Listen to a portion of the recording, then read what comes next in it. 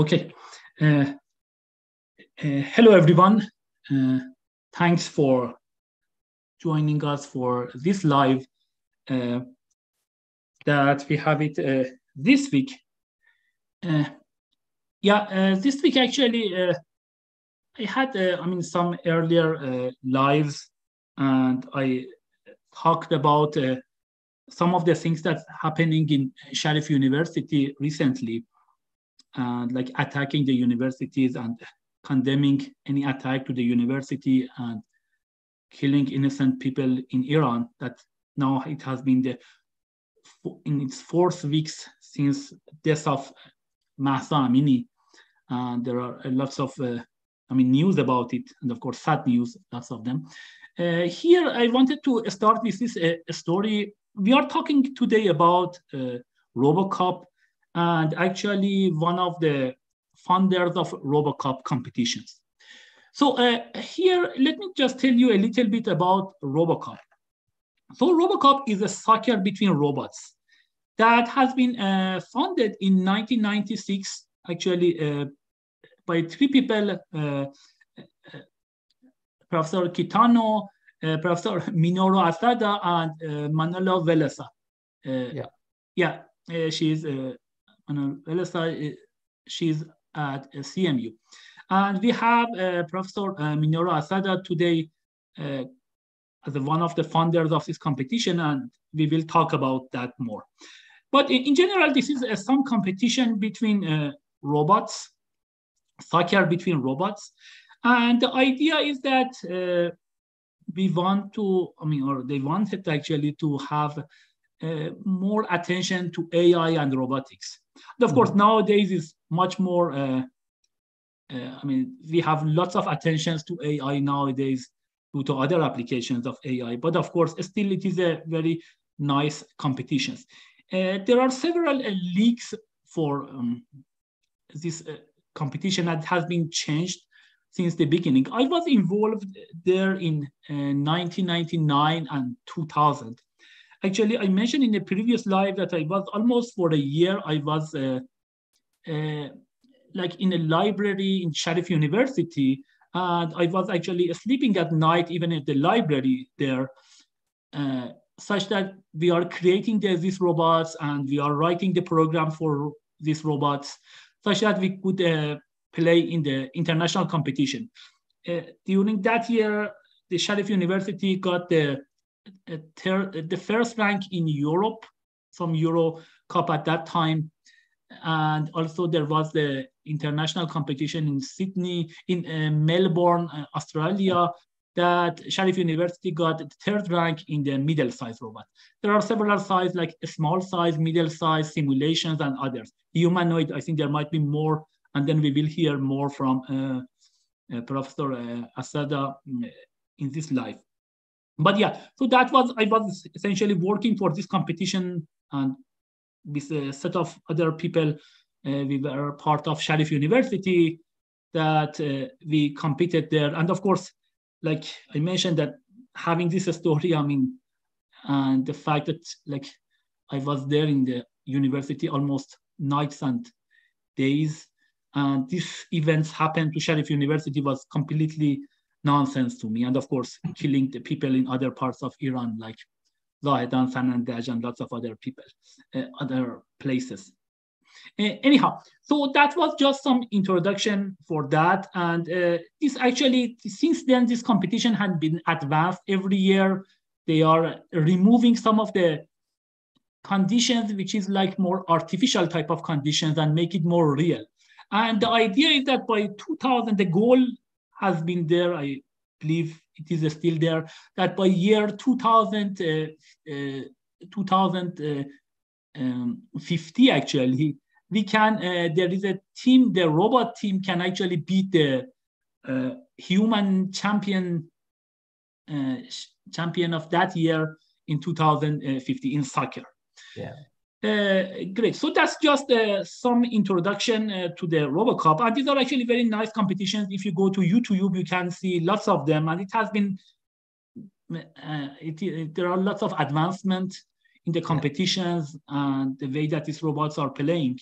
So in 2000, there were not too many like humanoid versions. They were middle size was the largest one, but I believe now there is a humanoid versions. And lots of companies like Sony or other technological companies are also involved in it. This is just some introduction, I think. Then we will go to Professor Minoru Asada, and then he can talk more about it. So actually, I think let's start with the Robocup first. So talk a little bit, I mean, what was the idea that you decided that you want to start Robocup at that time? Maybe you want to just say a little bit about yourself, and then you can talk about it, and then we will ask other questions as well. Okay, thank you. Thank you for the very good introduction of the Robocup. So actually, I like to start my own history about the Robocup. Okay, so let me explain my own situations. Actually, 1993 or 1994, before the Robocup, before starting the Robocup, I was promoted to be the full professor of my lab in the Osaka University. Yeah. That's starting of my lab, my own lab. So I'm very, very motivated to do something new. So we started some, reinforcement learning applied to the real robots. So we are thinking about what's a good application of the reinforcement learning to the robot, because until that time, reinforcement learning, the robot is just a very simple simulation. The grid work, forward, backward, left or right, something. Very, very simple one. It's just toy work. But we like to apply the reinforcement learning to the real robot. So what's the goal? So we're thinking about the very, very attractive task of that one. And we're thinking about the football, the soccer. Yes. Just shoot a ball to the goal. It seems simple, but it's not so easy, of course. So we try to apply the reinforcement learning to the soccer field. That's the beginning of our idea, okay? The research issues. So which year was that? At 1993, I suppose. 1993, yes. We started. And in the 1994, we submit the paper to the ICRA conference, ICRA conference. Yeah. The paper was rejected due to some reason. So I got anger. Why not? And then I switched to submit to the big conference, but a small workshop. And I gave my presentation of the reinforcement learning studies, and the audience react, oh, it's very good, very nice one, something. And I very happy. I was become happy. Okay, my way is right. And then I submitted another paper to the IROS conference the same year. They accepted. So which conference was that? IROS. Yeah, that's one of the top conferences in robotics. Yeah. And next year, in 1995, I submitted the very same paper, which was rejected in the 1994. Yeah. Exactly the same paper submitted to the ICRA conference, 1995. Yeah. And accepted and nominated one of the best paper. Great. That's actually gamble, okay? Submissions of paper. Yeah, this happens actually. I mean, it happens. I mean, for me, that sometimes the paper got rejected in, like, especially more applied conferences that, like, these are top conferences. You are maybe getting rejected with very bad scores. And the same paper you submitted next year and get accepted actually with good score. That's, I mean, I think somehow there is a randomness in the conferences and who are referring that's a paper. Actually, that paper was not the best paper, but one of the 10 finalists from the 1,000 submission. Yes. So that's a 1%. Okay, anyhow. So I'm very motivated to apply this reinforcement learning to the soccer field. And at that time, Dr. Hiroaki Kitano, he called the workshop the big challenge all the time. Yeah. So I proposed think about the soccer field. And also he was thinking the same thing. You mean Kitano, correct? Yeah. Hiroaki Kitano, yes. He is a guy at that time, he was a guy of the Sony CSL, Computer Science Laboratory. And he, all the time, he held the workshop about the big challenge, the grand challenge all the time.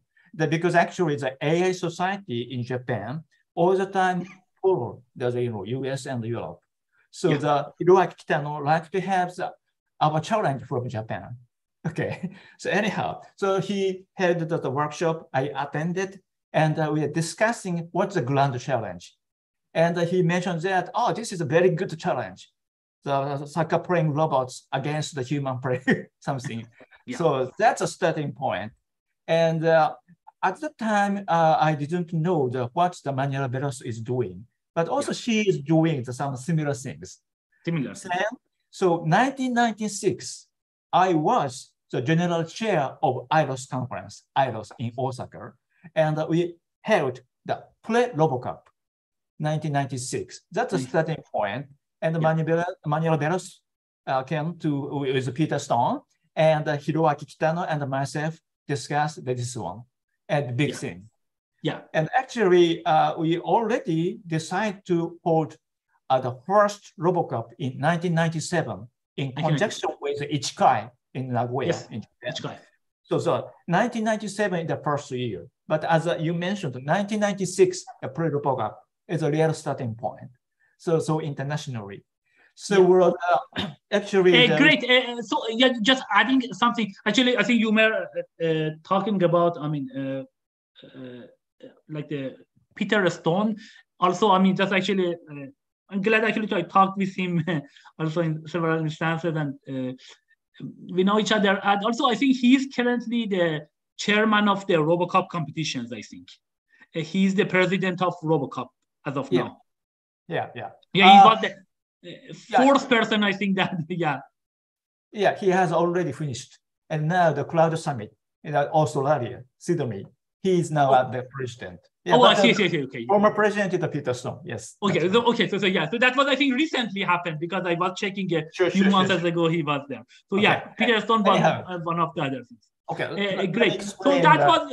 So the idea was this one, that you essentially submitted this paper, and then I think you were talking about that the paper gets rejected.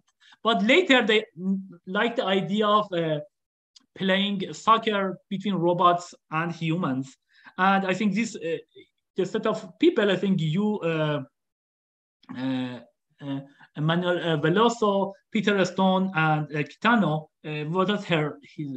So you were the four people essentially that you were thinking. I think Peter Stone at that time was a student of Manuel Veloso, actually. Peter candidate. Yes, of course. That's a Manuel Veloso student. Yes. Yeah, he has actually done very nice algorithms also for simulations at that time. I think from the Carnegie Mellon, he was there, and actually the things that I was working also in the simulation version actually, and the programs that he has written actually was working very well. So first you need to beat that one such that you can beat any other competition.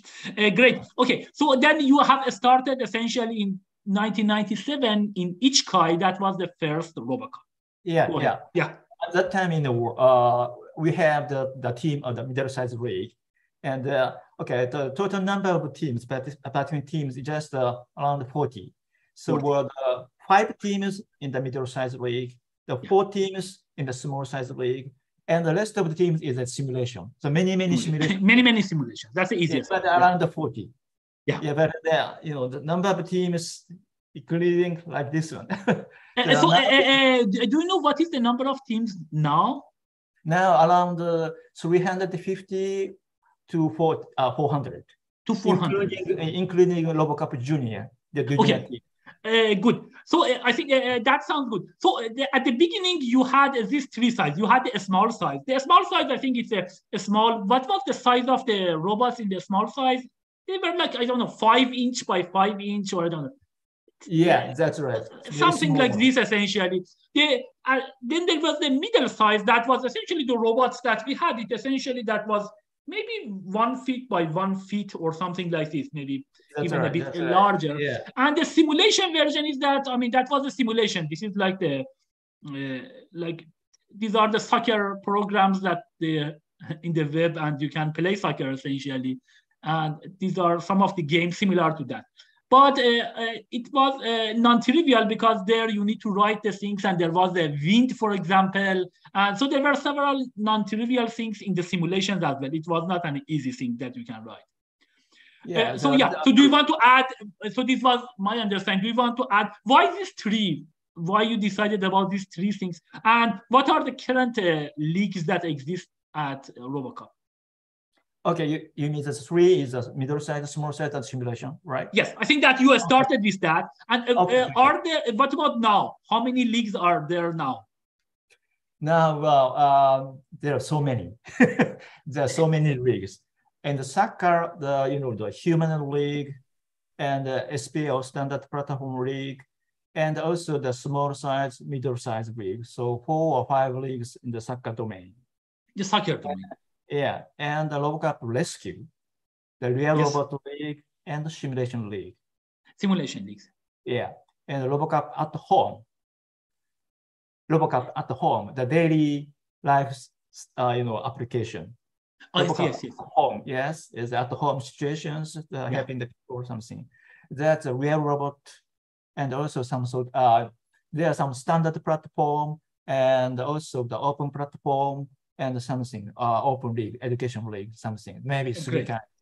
And the Robocup at work is just some logistics league or something supported by some company and some other leagues. But about there was some kind of Robocop. They're dogs essentially, dogs that they were like these robots were like dog robots. Is it still there? That one as well?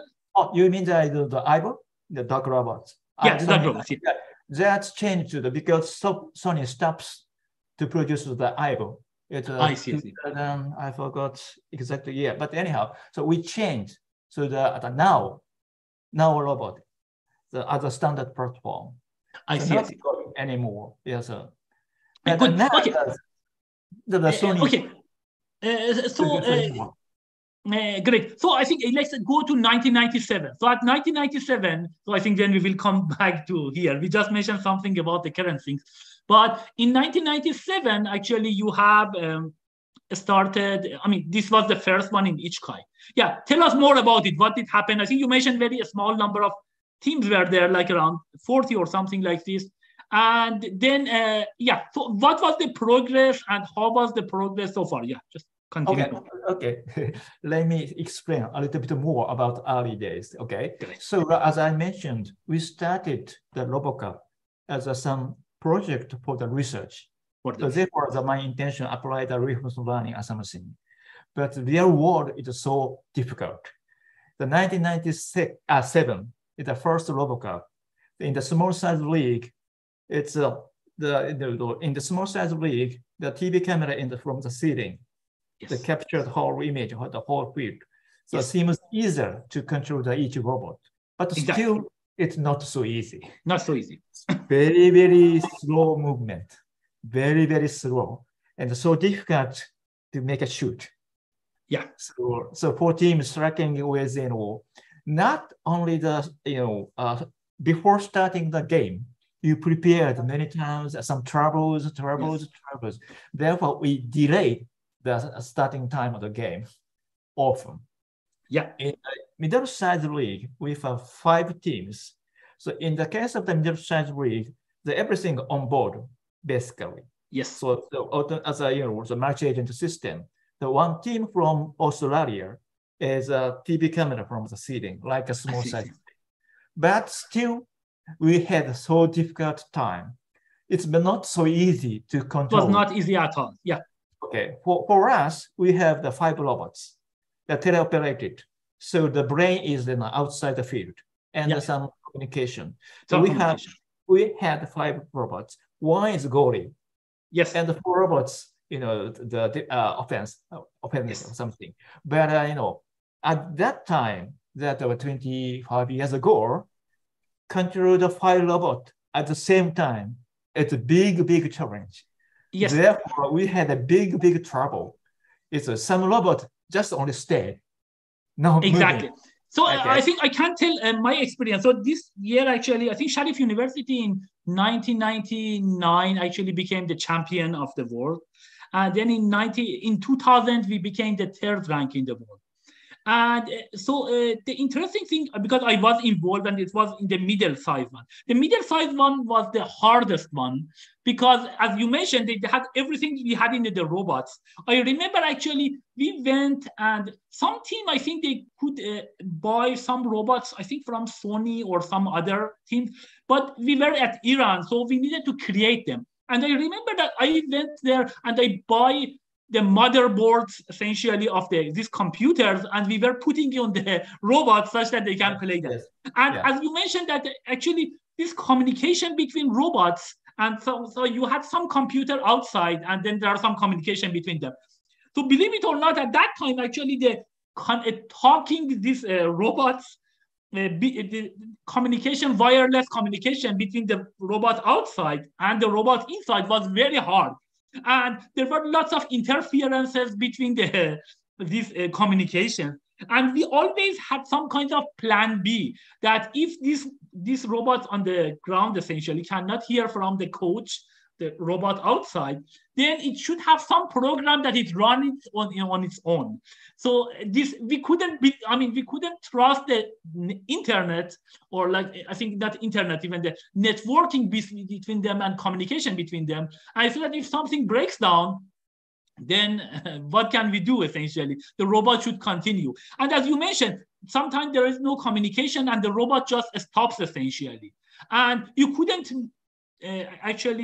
go and take the robot and even put in a different place or reset it unless you receive a goal or you gain a goal essentially.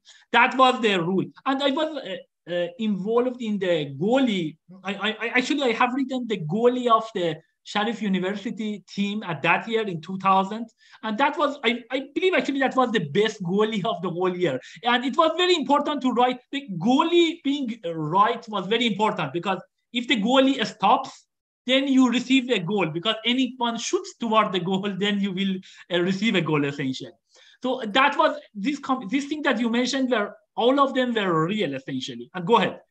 Okay, then let me explain. Okay, so starting point is like this one. It's so difficult, but the advance of the engineering skill. So the German team advanced the remote brain, but also the laser range finding, range finder, the measure the distance, and they make up some global map. Yes, each robot has a radar range sensor with vision. So therefore, back to the server, to the range information, and the server gather everything together and the whole field. So some central map, and then control each robot. That's the way actually the small size robot is doing. But this team got a win several years, but after that, we just stop this, global map in the middle size. Because in case of the human player, just the independent agent and some team play. Therefore, we just stop the remote brain and the autonomous agent. So independent autonomous agent. And I think that was the start of the time that the people were using concave mirrors essentially, and omnidirectional vision system. Omnidirectional, exactly. So now the omnidirectional, the moving, and the omnidirectional vision. That's a standard of the middle size rig. And the university, Eindhoven and the Chinese team all the time, very, very good play in the middle size rig. So every year the school is advanced so good. So the partially the central control, but the partially is in the independent autonomous agent control. Some teamwork already happened. So very, very nice. Yeah. In the small size rig, also quickly advanced. So as we started in 1997, it's very slow. But 1998 in the Paris, the Cornell University, very, very quick movement. They changed. After that, so many teams followed that way. So very, very quick movement and expand the field. Nowadays, very big field in the small size rig. And very, very quick movement. And the marriage cameras and control very, very quickly. And also the shooting is not so straightforward, but it's a dribbling, some rotation. Turn shooting or something. So quickly advanced so much. So that's a small size rig and also a middle size rig. But we started a humanoid rig in 2000. 2002. I think I remember in 2000 there were some humanoid robots. But I think at that time they were just trying to walk a few steps essentially. Demonstration. It's a demonstration. Yeah, exactly. Demonstration. Hiroaki Tano brought some team of the robots. It's very, very weak walking. Exactly. Even walking was very hard essentially at that. Yeah, unstable. Yeah, but that's at the beginning. So the 2000, that's a demonstration, and 2002. So we started the official rig of the humanoid. That's a starting point, because actually 1996, I was general chair of the IRIS conference, and Honda approached me, and they like to show something. They told me, they asked me, oh, okay, good, because they developed the humanoid. Exactly. I remember, I think that was the Honda robots were one of the earliest ones. But actually, after that, the company liked to make it secret. Yeah. Therefore, we could not have. But at that year, so end of the 1996, they have shown, they showed I forgot name, but anyhow, big guy. Yeah, big guy. Yeah. Many researchers support that. Oh, the bipedal walking, almost impossible. Yeah, walking was impossible essentially. Nowadays, I was seeing actually we had some live with Professor Dinesh Manucha, and I mean he is also working on robotics. And you will see very advanced robots that they can do all types of dancing. And at that time, actually, a robot can just put one step. Actually, was a very big advancement. That you mentioned, the Honda robots were one of the earliest ones that they could do that. The big thing is that once Honda realized about walking, after that, many universities and industry tried to make possible. Yeah, that's a very, very interesting one. That is the same story about the human athlete, 100-meter, competition. Yes. If one athlete break a new record, less than 10 seconds, and then after that, So that's a very, very interesting one. Once new break happen, after that, many people follow. Yeah, exactly. So as you mentioned, so walking was I think walking is one of the most complicated things that even a baby can do that. It's non-trivial that a baby, I have actually a 10 months old baby, and then she actually goes and try to catch everything and essentially stand, and then after standing to walking is actually it takes a few months even for a baby to learn. And of course for robots, as you mentioned, that was the start of almost everything, that they could walk, because then they need to have some kind of balance and some kind of equilibrium such that they can walk essentially. It's a non-trivial thing. Yeah. Yeah, you mentioned that the baby developing his own research, cognitive development. But anyhow, advance of the Robocup is every year changing. Number of teams increasing. The number of the 10 times of the beginning. Okay. So, and also more leagues. Okay. More leagues essentially. Yeah. So therefore, different kinds of leagues searching for the different goals. But the all community is towards the final goal. So in 2000, you mentioned in 2002 there was a League of the Humanoids, correct? Yes. How many teams were there? I forgot many. Maybe I forgot 6 or 7 teams, but it's a different kind. The small one, big one, only the static structure. Something. Okay, it's just a beginning. So all kinds of the control are allowed. So that means the teleoperation. Some teams are automatic. Some teams teleoperation. Something. Oh, I see. That depending on the how to control, we some sort of the penalty. This one. Yeah, I see. Okay. So anyhow, at that time I had a team is some platform developed by some research project. I was not involved in, but anyhow, so we make some shoot. Okay, and then I forgot who wants the get a win. Okay, anyhow, so that's the beginning. So many different kinds of the control systems as a different size and something. After that, we have the small size kid size and adult size and so on. So every year the different skills, challenge happen. So every year we change the rules towards the final goal. Therefore, the appearance sometimes not so improved so much, but actually not. For example, at the beginning, very flat field, okay, Yeah. to realize stabilize the walking. Yes. But nowadays, artificial grass, I see. it makes unstable movement. Unstable movement. The appearance, falling down, but try to stand up and then again. So the performance appears that although not good, not so much better than before, but actually the field itself changed. So all the time we change the rules.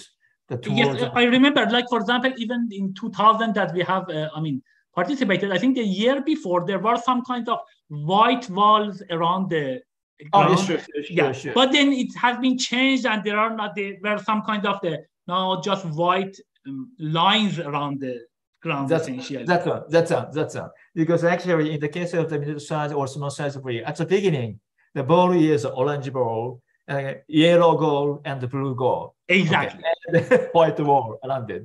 We remove the white wall. We, change the color. As a ball, it's a real soccer ball, the ball, and then goal is the same, the real same. So all the time challenge. Okay. At the beginning. So one question: how did you decide about these challenges? Who decided that this year, for example, we don't want walls anymore and we have just the things? Okay, very good question. Okay, one of the feature of the Robocup is we all the time try to remove the boundary between participant and organizer. It means that once participant get a win, the winner, and the teams involved in the organizer. I see. Okay, so that means that that's like some uniques. User and the designer is the same. So therefore, the participant and the organizer same. Mean that the researcher or the participant can think about new design of the task towards the final goal. So therefore, all the time changing the rules all the year. Every year change the emails. So essentially you will say that, the champion of that year was part of the organization team next year. So they decide that, okay, now what are the things that we can change it essentially? Not only they know the champion team, but each league has all the time the team leaders meeting. So all teams participated and discuss how to organize new design, ask something. So therefore, the participant teams, the organizer is overlapped. Exactly. So as a robot competition, participant, organizer is different. There's some boundary. Yes. At the Robocup, the community is the same. Yeah. We have no boundary between the participant and the organizer. All the time, we are open to listen to new design or new challenge. So therefore, that's the reason why we extend the new leagues and the new leagues and the new leagues based on these discussions all the time. Very hard discussion. That's the reason. Okay. So therefore, every year we set up the new challenge, not for the game, but it's only the technical challenge, something. Technical challenge inside the game, and discuss something. At the end of the competition, we had a symposium, discuss how to change, and also some research issues and so on. But then nowadays, we started the Robocup as a research project. But year of the 2000, at the beginning of the Robocup Junior, involving the junior high school, the elementary school. Yes, I remember that actually. That was in Australia. It was like that. Our intention is that why we involving the junior, and that the 2050, I will be the 97. Hopefully, that would be very old. Therefore, we have to ask the next generation or next generation. Therefore, we try to involve the junior. Okay. So now, I suppose maybe the junior is also, they have their own leagues. And then they expanded and growing. So that's actually as a research, the Robocup. Of course, we focus on starting point, we focus on the research, but now the education issue is very, very important. Yes. Yeah, because maybe the Robocup is evaluated, maybe it will be evaluated by not only the research, but also much more of the education. Because, OB and OG of the Robocup Junior already entered the university or the junior staff. So yeah, actually, in this series of, live that we have and discussion that we have, we always have this, like motivation for higher schoolers or even middle schoolers that what they should do that. And I think Robocup is a very good example, actually, that since 2000, like if you are a higher schooler, you can actually go and participate in these competitions. You can create a goal. You can create a set of robots, you can program them, and then they can play in a competition, and possibly you can win the competition. So that's very exciting. It was very exciting for me, especially, because I was also working maybe more on the theory side, algorithm design, but writing some programs that actually work with the real robot and you can win. That was, I remember actually the time that it was to decide who is getting the third versus fourth. The game that we had it there, because we got the third rank in Australia. So we went actually to penalties. And because I think they were, both sides, they got I think that was a Japanese team. I don't remember what was the name of the team. Maybe, I don't remember the name of the team, but it was a Japanese team. And then we went essentially because we were equal in terms of goals, then we went to the penalty part, and we won actually, because I think I mentioned this goalie that I have written. I think it was a very good one, and that actually, because of that, we could win in the penalties. So it was actually very excitement that when you write the programs is something, sometimes you will see the results, but at the same time, when you have the robots as a higher schooler, that's quite actually motivating things. That you write something, or you write a program for a goalie, and then you will shoot the ball, and the goalie actually go and catch it. That's quite actually pretty exciting. Yeah, it's not only very exciting, but a very good tool for the education. Because in the university, the electronic engineering, information science, mechanical engineering, different department. Exactly. But we cannot build the robot without, these with these boundaries. Yeah, exactly. So I think in our team also we had this one. We had few people from mechanical engineering, some from electrical engineering, and some from computer science that they were working together. Therefore, it means that the robotics or the robot is a very good target or good tool for kids to learn everything together. Not separatory. Okay, the separation boundary between the disciplines, it's like the obstacle for us. Exactly. With this boundary, we cannot build the robot. It means that the robotics is very natural way to teach everything. For example, suppose that not the Robocup, but some operations, the car, auto cars, the mobile cars, and some competition of the kids, some control data. So they're thinking about how to clear these curves. It's a real mechanics, real physics, but the kids, they do not think about this one. I'm just thinking about how to control something. That's a very real motivation to learn. Not the starting from the textbook and so on. But therefore, I suppose maybe the one of the contribution of the Robocup Junior is a very provide a good environment for the kids to learn the real thing. Yeah, and actually it is not just that. I remember when we designed at that time, we had lots of sensors around the robots, essentially the middle-sized one, such that they can sense that from which way it essentially contacted, because it may happen that two of them essentially go together and none of them can move, essentially. And it was interesting. I think I remember like maybe 2017, I was visiting some lab for this kind of autonomous car by Uber. And interestingly, they have all these kind of lidars all around these kind of sensors that they had it. And they had this idea of the omnidirectional that you mentioned, something on the top that they can see everything. So in some sense, actually, that's, I would say, is very good, way to advance the science, because all of this we were using actually at robots. I mean, like maybe, I don't know, 17 years ago, before that time. And now you have that one, you can make them actually in a more industry way and use it to have like self-driving cars. Yeah. Okay. So anyhow, that's some sort of story about the the vision. Okay. Let me start my own research history. Okay. Exactly. Yeah, I started the vision, computer vision, when I was an undergraduate student. But actually, before that, I had some interest about the human cognition, how to recognize what's of recognition, something. So that's the reason I motivated to enter the the laboratory of the computer vision. And which year was that? That's actually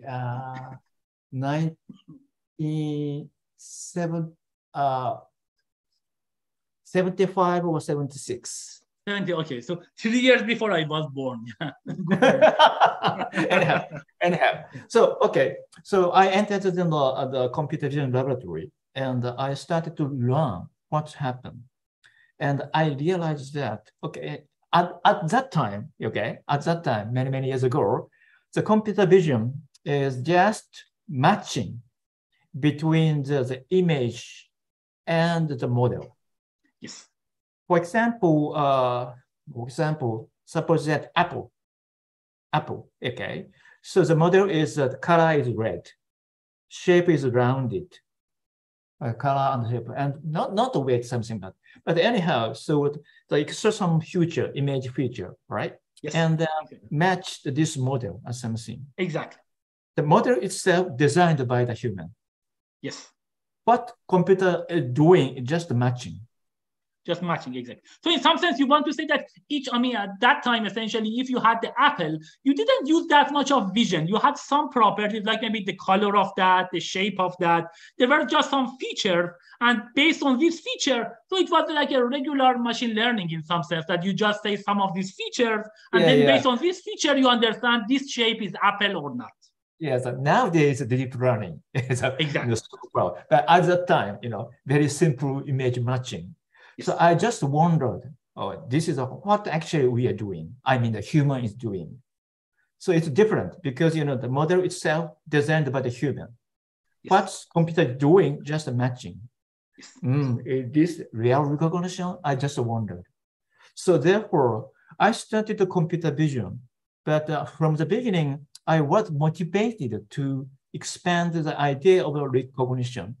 Recognition, the recognition means means again. Yeah. So it means that. So the recognition involves the process of the model building and the matching together. But at that time, computer vision is just only matching. Not the model building. And I suppose that the model building is much more important than the concept of the object, and then build the model. Therefore, at that time, the computer is not the real process of human recognition. Yes. I think in some sense, the deep learning currently is doing both of them, this model and matching. That's exactly the thing that you are doing currently, combination of these two. Yeah, nowadays, but at that time. At that time, before you were born. Okay. Exactly, before I was born. Okay, so therefore, I realized that the computer vision itself is not a real recognition system. For example, the apple. So we, of course, look at the shape is rounded, the color is red, but sometimes the blue, and the weight, and the smell, and or bite, and taste. That's the interaction of the object and the human beings, not simply the vision. Exactly. That's an interaction. Therefore, I realized that computer vision only is not the real solution for my question.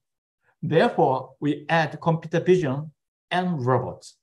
That's my starting point. It's quite different from the other researchers of the robotics. as a researcher, the robotic researcher studying the mechanical system and sensing device and so on and control.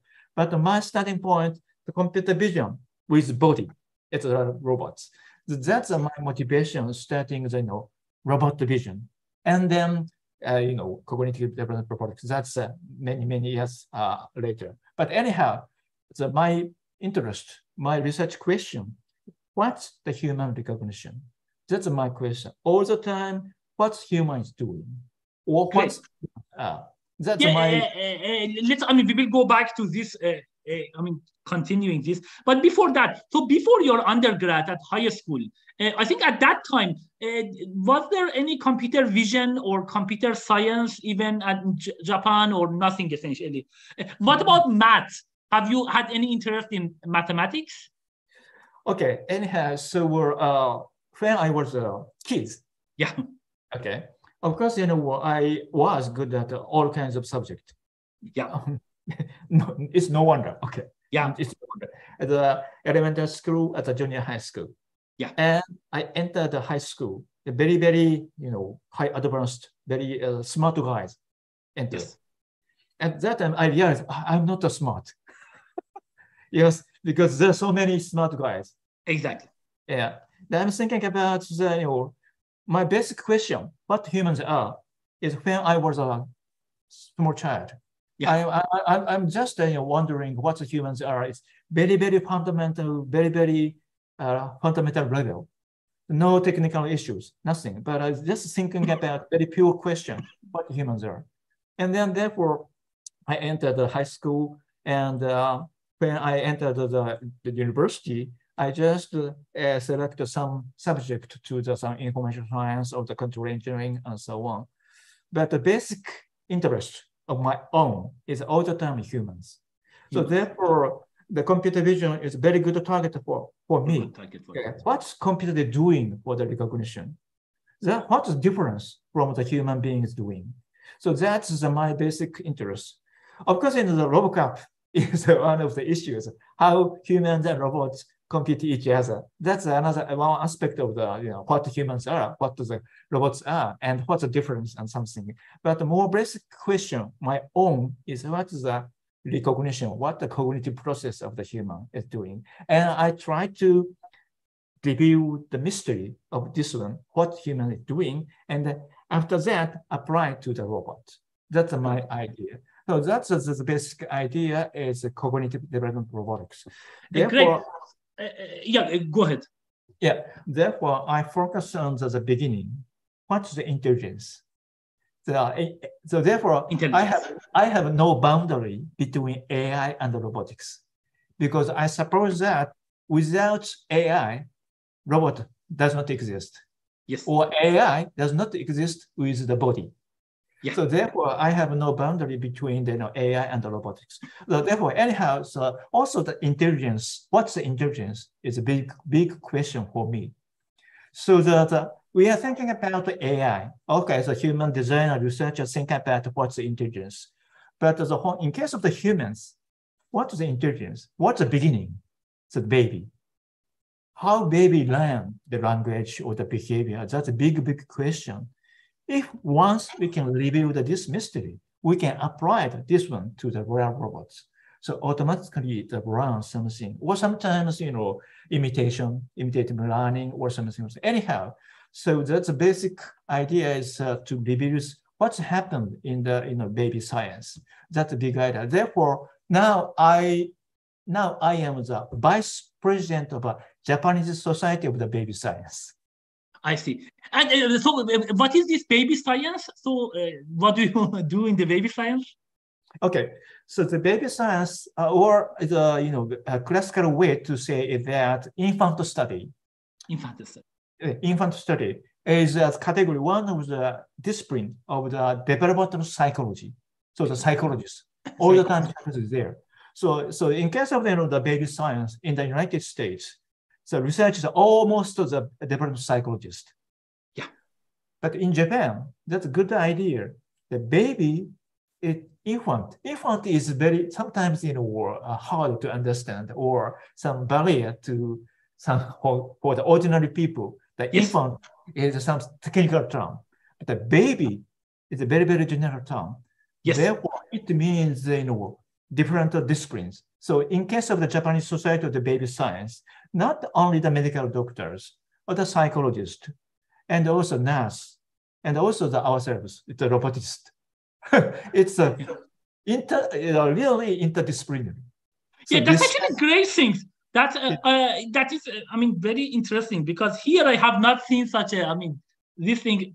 That's actually a very good idea that you had it in Japan about having the baby science. Understand the baby and infant. And as you mentioned, actually, yes, of course, there are the people, from different fields, medical doctors, the people who are doing sociology and others, they are studying it. But I think considering from a robotics world and understand, because in some sense, the way that the babies learn is one of the best way that we can do it. In some sense, the people may say that, deep learning is like that, but deep learning is not quite like that. It has some differences. Okay. It's not the case is exactly, but so actually you may want to say more about it. What's the difference between the way that we are doing using deep learning versus the way that the baby learns? Okay, so the deep learning is a very, very strong tool. Very, very strong tool. It's not okay. Of course, the deep learning is many layers. It's a kind of or some copy from the real neural network, but not exactly, because the deep learning itself has its own way to develop. Exactly.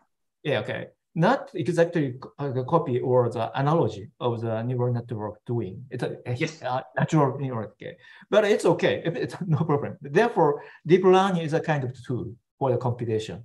That's my idea. So anyhow, so the baby science, it's very, very huge kind of research issues there. But one of my friend, Dr. Yasuo Kuniyoshi, the University of Tokyo, they started the simulation inside the womb. I see. So that's the idea is what's the beginning?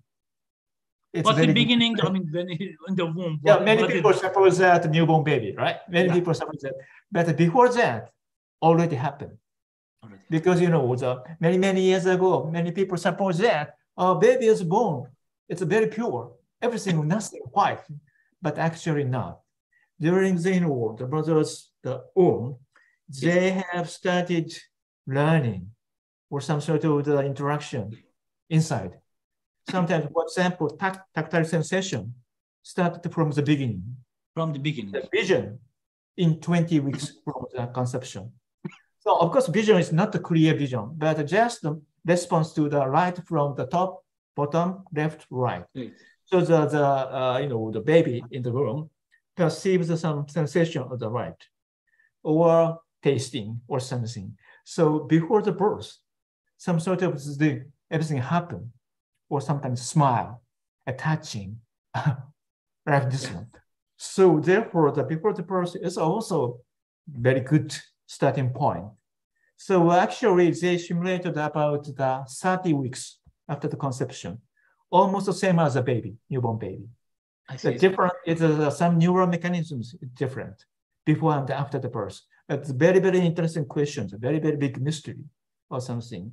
Some sort of neural modulation that happened before and after that one. But anyhow, there's so many, many big mysteries.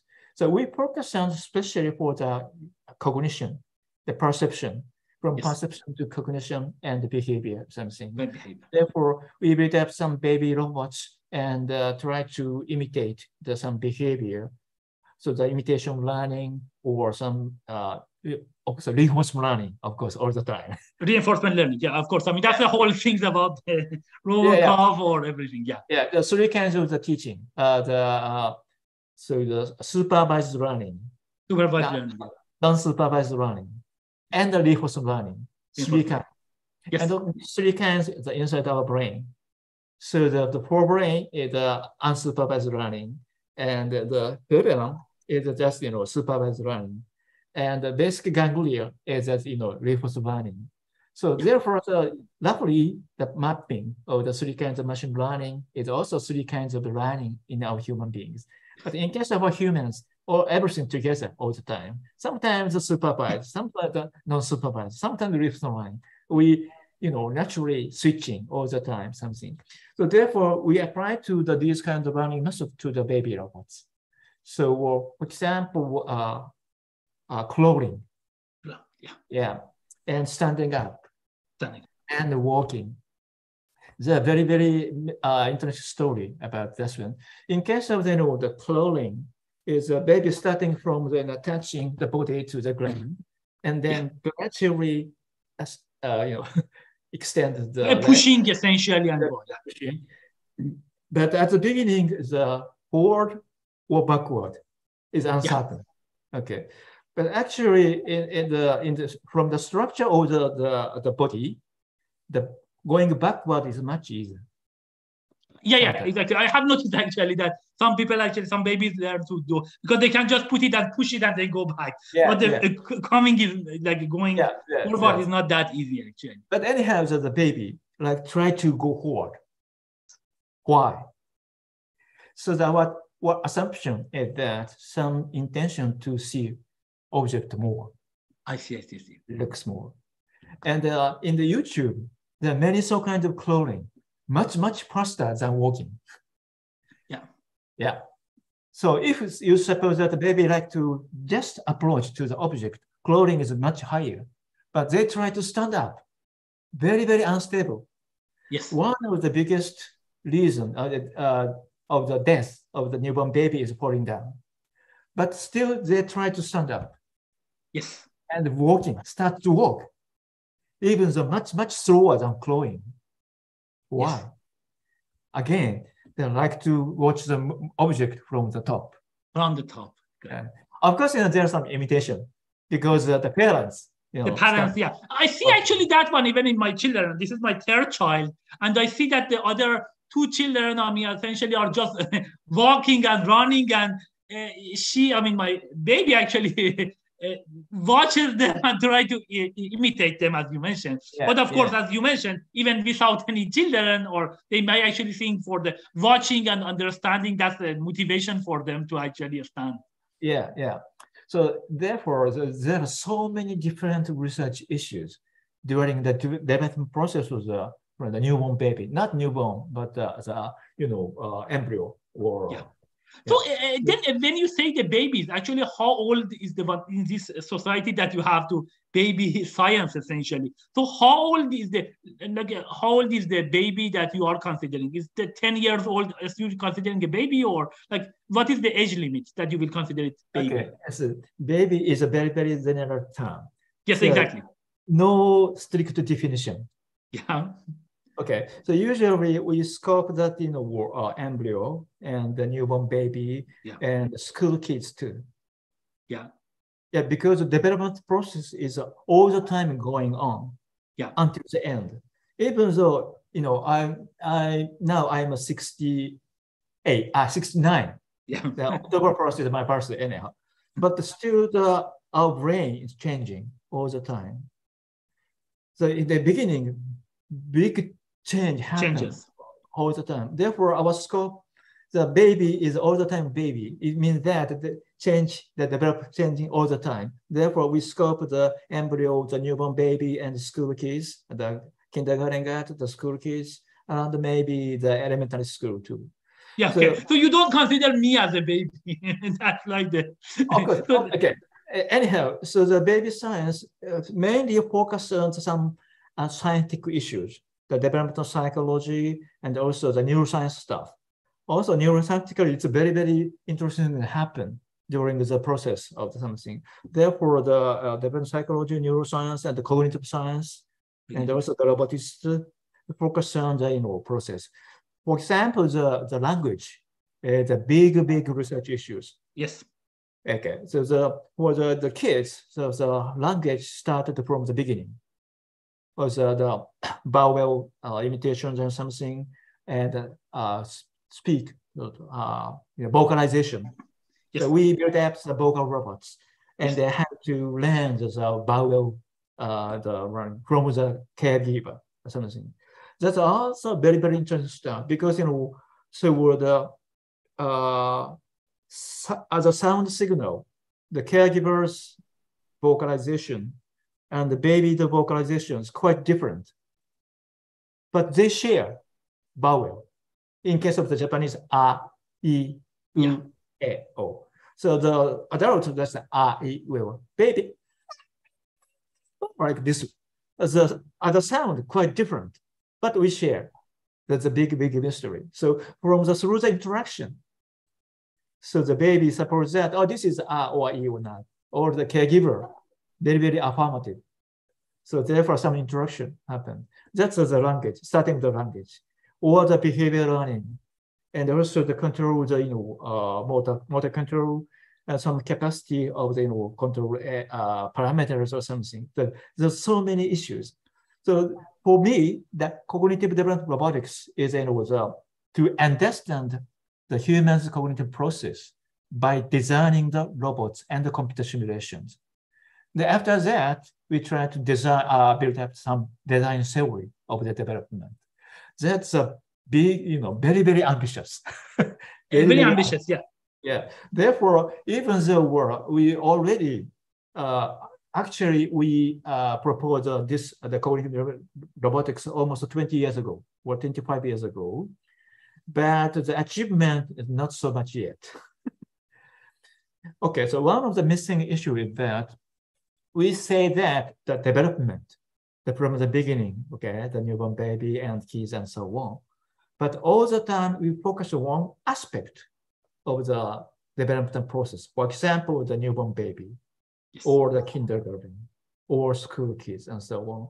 And we are lacking to connect the dots, essentially. Yeah. So therefore, one of the ideas is that we should build up the brain, very, very small brain first, and then educate. And also this small brain should grow, very similar to the biological situation.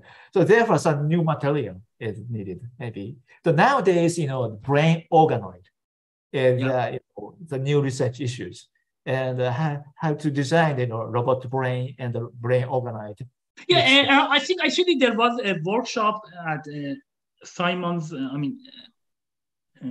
Center for Theoretical Computer Science that was essentially about the brain studies, and that was actually the one that I was actually visiting for that semester, and they were talking about. There are people from cognitive sciences or computer sciences and others. They were talking about the brain and how does it work. So there has been such kind of things essentially in US. In some sense, you want to say that maybe, the baby study that you are talking about, in some sense, maybe is very related to brain study. So in that sense, actually, there are similar things in US. Yeah, that's right. But in case of the neuroscience researchers, they focus on the brain, only the brain. Only the brain, exactly. The brain. But that's the AI and the robotics. AI just think about the brain. Robotics just think about the body. But no, it's together. Because, we believe that body shapes brain. The brain itself, their own theory of the development, but the coupling with body. So the way to develop it's specified. So the coupling with the body is some limitation or extension. That's a very good question. So body has its own, rules to develop. Yeah, exactly, and limitations in some sense. Yeah. So the biologically, neuroscientifically, because some the neurons and the axon expanded, materials, the neuromodulation and so on. The body constrained the many issues. Exactly. Therefore, the way to develop of the brain is constrained by the body development. Especially. So essentially, you want to say, that is actually very good. Way of putting that you mentioned. So you will say AI is brain essentially, robotics is body, and like a human being essentially is body and brain together. And we are doing this stuff because we are a combination of them. And the question is that these are like in some sense, that's also interesting. That is like the brain plus body. Body may bring some restrictions to the brain because we have some certain powers. We cannot go that fast, or we cannot do certain things. But at the same time, may help it in some way as well because of the neurons and the other things. So yeah, so that's exactly the idea that, I mean, how much this brain and body together can help us to understand essentially AI plus robotics. Yeah, it's a very similar situation. Essentially. Yeah, simulations. Yeah, and actually, let me ask you one question. That was actually one question that I'm thinking. So, do you think that, I mean, like, I don't know, maybe I don't know, maybe 100 years from now, they might be able to, I mean, maybe, I mean, when when I'm dead, essentially, before that, maybe they can actually get a scan of my brain. And then maybe that scan, then, I don't know, when I'm dead, then they can put it on some robot, and that robot continues as me. That's always actually one interesting thing that, I mean, that I think is not unbelievable, because if you can scan it, then you can put it on some body, which is that body is a robot.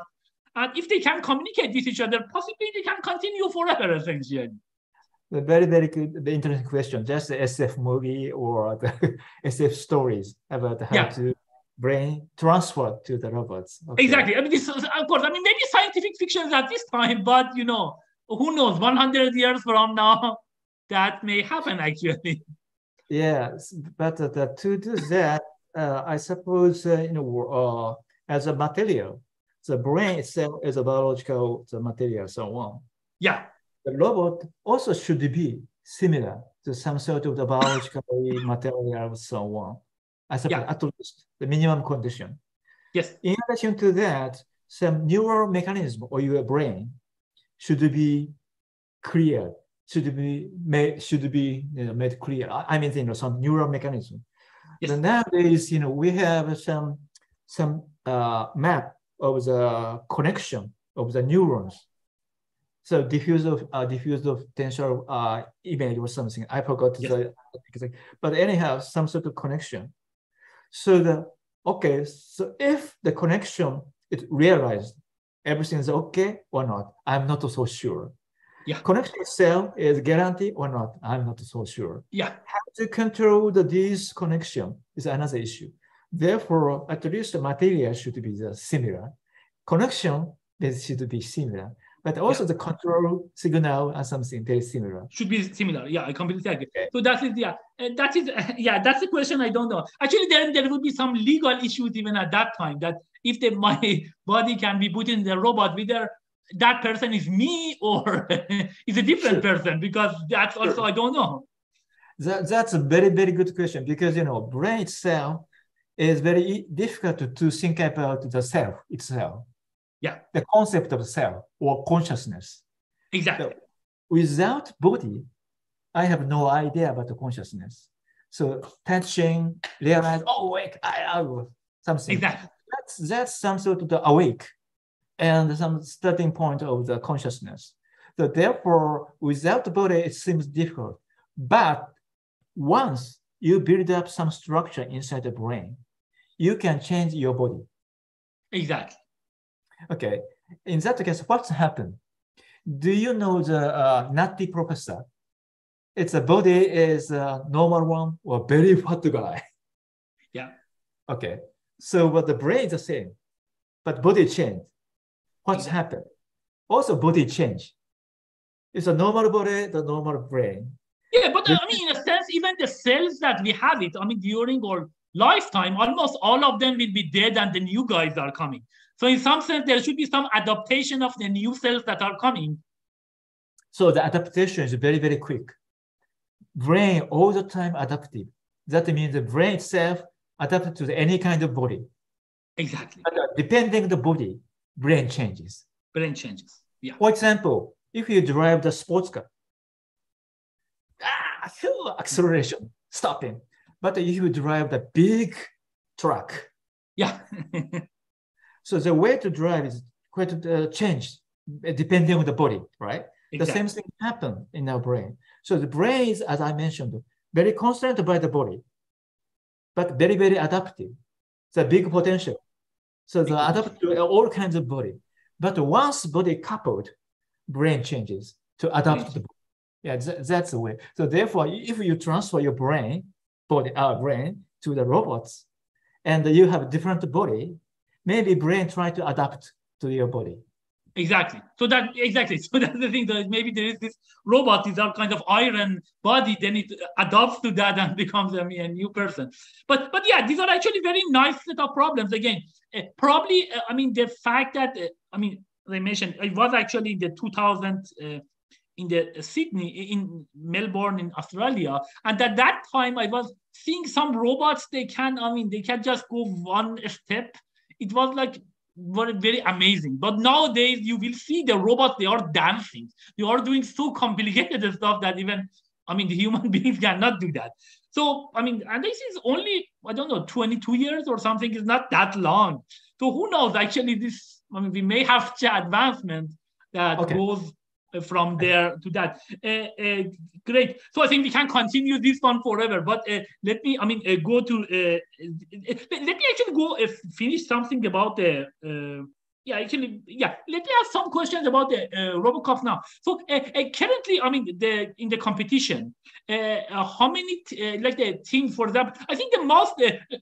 What is the most exciting league in Robocup currently? To your belief? It's the middle-sized league. It's still the middle-sized league, yeah. Big space, and there's an omnidirectional vision system. Omnidirectional, I think that. And very, very quick movement and teamwork. Yes, and how many? I think at that time there were 4 robots per team. Is it still 4 robots or more? 5 to 5. Oh, 5 to 5. Okay, I think. 5 to 5. But in case of the small size league, they try to the 11 to 11. Oh, 11. Okay, that's what about the humanoid version? The human league is still slow, very slow at first. It is slow. Not landing yet, not the heading, not the jumping yet. Yeah. So in that sense, we need some different kinds of the mechanisms. Now we are doing the very hard stuff, hard materials, but it's so difficult to the landing or something. Currently the soft robotics is a big potential. So the very, very soft material, and the pneumatic actuators, it's like artificial muscle. So this, the artificial muscle actuators, maybe the landing and jumping and the heading might be possible, but it's very, very, very difficult to control. Great. So now, how many robots per team in humanoids? Humanoids are 5 to 5. In case of the kit size, maybe 3 to 3. I forgot exactly. Maybe 5 to 5. 5 to 5 or 3. Can they pass to each other? Can they dribble or pass or something like this?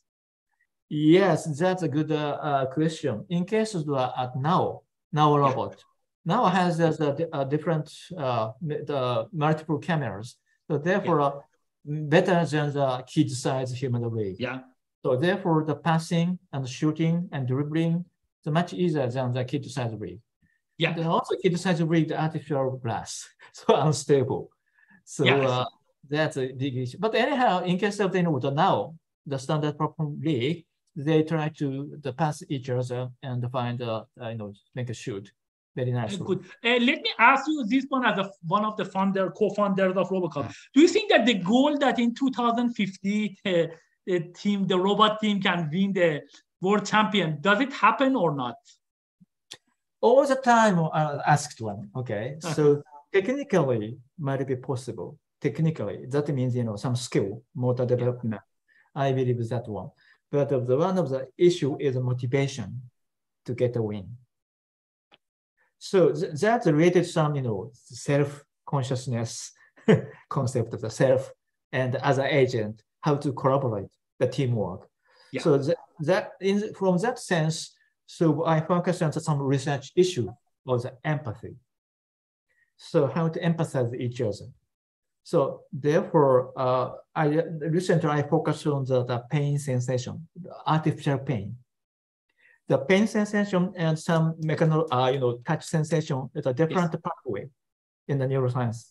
Yeah. So therefore, pain is not big, collision of the something, but a different pathway of the neural system. So therefore, I suppose maybe the artificial pain is one of the key for the robots to emphasize others. So, yeah, but I mean, great. But I mean, the question is that I mean, of course, the humans. I mean, we can. I mean, we can artificially because I mean, some kinds of. What is the incentive? The incentive is some optimizing some functions. So possibly you can define some functions for them that they try to optimize, and their goal is that essentially to get the maximum goal. So is it different? Why do we need artificial pain for this one and not just some optimization problem? all the time, same question I had. Okay. Optimization is some technical term. So optimize something is just a limit. You know, once optimized this one, it just stopped. So nowadays, in case of the cognitive development, it's very, very difficult to specify the optimization. Not the optimization, but all the time changing development. So if you suppose that the closed world, specific environment, and then you can specify optimization with some parameters, but environment is open. In that case, it's very difficult to specify the goal to be optimized. So goal is all the time changing sometimes. So that's some very, very dynamic situation we are thinking about. The empathy is one of the not optimization, but the goal. Yeah. To share something. I suppose that the teamwork, they share the goal, right? Yeah. Yes. How to share. So it means that how to empathize, how to share, or how to understand each other. It's one of the key. In case of the Robocup environment, so the sharing is just a goal, and the teamwork happen. If we apply this situation to the real world, humans how to empathize each other, humans and robots, and maybe robot and robot. Okay, so in that case, so the pain is one of the key issues is how to share the pain between humans and robots to realize empathy. So one of the key is a mirror neuron system. Maybe you know the mirror neuron system. Do you know it? Yeah, I know some, yeah. Yeah, so mirror neuron system is one of the key issues. So we have some potential, we have some capability of the movement of the others and the movement of my own and the matching that mirror neuron system. Not only the action, but the perception. For example, we observe some situation as a person be touched by someone, and then we feel be touched. So there was some kind of the mirror system. So the be touched as a person or the be touched my own body. Okay, so if we apply this perception touching to the pain, if you observe some painful situations of others, you feel pain too. That's a starting point of the empathy. So I suppose that the mirror neuron system, especially the perception of the pain, is very, very strong perception of the sensation, and then easier to share with others. So therefore, the empathy is one of the big, big research issues for me, and the pain is not the key idea. Of course, now I officially retired. I have no student anymore. Therefore, I have my own research group and doing my research, continue my research. But anyhow, so the pain, artificial pain, the purpose is that to realize some sort of the not exactly the same the empathy of the human beings, but some sort of the similar emotional state of the empathy with humans.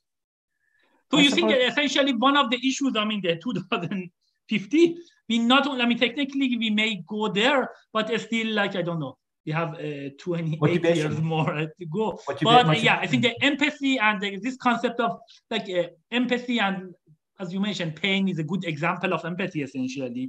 And that is something is needed, essentially, such that the robot team can win, actually, the That's the one. So in case of the competition, okay. In the case of competition. Robot has a potential to damage the human beings.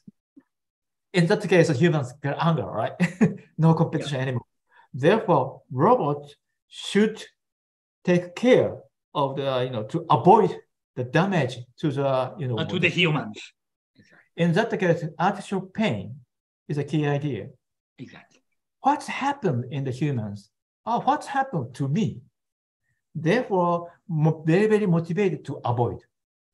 Otherwise, just the program, avoid collision, avoid something, no feel pain. Yeah, I completely understand. But that's actually a very important point, actually, from this point that, I mean, actually, if they are just robots, the humans, maybe this match does not happen because the humans, they don't want to go with some nonsense robot that they don't understand pain and they make essentially do some, I mean, make it can be very dangerous environment actually for humans to go to with some robots that they don't understand pain and they don't appreciate pain actually.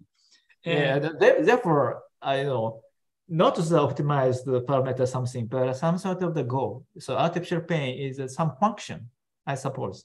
Okay. Yes. So therefore, in case of the Robocup competition, robots should feel pain to avoid the damage to the humans. Yeah. So I think at the beginning I misunderstood. So you mentioned about that. So I think you don't see about empathy is not important for winning. Maybe they have that one as a goal and they can put it in optimization. But the one that you are talking about is that this match may not happen even if these guys they don't understand the concept of pain and the empathy to the other person. Because I mean, even like I think the most cruel player still they are somehow care about the other person. Maybe they have doing some bad things to the other, but still they care about it. They don't want to kill another person. But a robot that does not understand anything potentially can kill a person essentially. Sure. And it is very dangerous.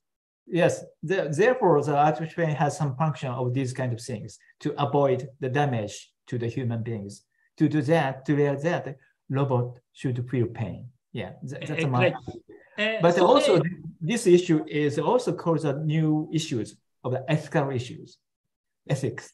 Yeah, because when I talked about the artificial pain, some guy asked me, claimed me, why you make a pain? Because one of the goal of the Indian psychology, philosophy is the release from pain. Yeah. So I answered that, okay, my intention is not for all kinds of robots. Some sort of the robots with, interact with senior people. In case of, in Japan, the very, very high aging society, some senior people living alone. Therefore, we need some assistance, not only the physical assistance, but also some mental assistance with the senior people. In that case, some real empathy, more realistic empathy is necessary. Otherwise, the senior people, they do not believe the robots. So if the robot feel pain, or if robot shows some kind of behavior that robot may capable to feel pain, maybe senior people like to empathize either. So therefore, my intention is not all kinds of robots, but some robots, they're caring about the senior people living alone, some sort of the mental assistance, mental communication, something. So some sort of the capability of the field pain is necessary. That's my intention. Yeah, I think that's actually a great thing. So in some sense, it is not just, as I mentioned, so this type of omnidirectional things that we had it on top of the robots now are actually on top of this self-driving cars, and we are trying to do the technology. This empathy, that's a very important one actually for having such a match between humans and robots is a very important one, such that, we can use, again, this one to can have some kind of assistant robots, or I don't know, maybe a friend robot or something like this, that because that would be the best if there is such a person, like I become old, then I need maybe my medicine, etc. If I have some assistant that can help me, bring me the medicine, remind me about it, have some empathy about me, something that, for example, a dog in some sense can do that, but we don't have such a capability so far for that's robots or. Yeah, that's of course, the artificial pain is just only the idea. Okay, not the real implementation yet. Just actually, you developed very, very soft skin, and there are perceived some sensation of the touch, but also not the pain itself, but a very strong impact. So we designed some soft skin, perceives soft touch and hard touch together, and some wave signal of the force measurement tells us that soft touch is like this one. Hard touch, this one. At the signal level, we can discriminate of the soft touch and the hard touch. And the hard touch can be categorized the sensation of the pain. Yeah, but I think that's another thing that you mentioned. So we need essentially building these robots from the soft materials. Some of them, yes. I mean, might be the yes. hard material would be hard even to get this sense essentially, but soft materials. And so far, lots of robots are mainly from the hard materials. I mean, of course, like for example, there are lots of them that I was aware of them at Amazon, that there are lots of robots that they have it, that they will put it, they do the packaging, they are bringing these items, put them, but they are all, I mean, from hard materials. None of them are from the soft materials that we need for this purpose. But in case I was handling the soft material itself, very, very soft material itself, the soft hand is necessary to perceive, to grasp something. To grasp the things. Yeah, so for the hard material and the hard object and hard material of the object, the robot. So do we have any, so what is the current research about the soft materials for robot? Do we have such? Yeah, there's a soft robotics researchers developing some soft material, soft hand. Something. They have soft hand. I mean, yeah. Sometimes actually, I remember that when we had this middle-sized robot, we built it in 2000.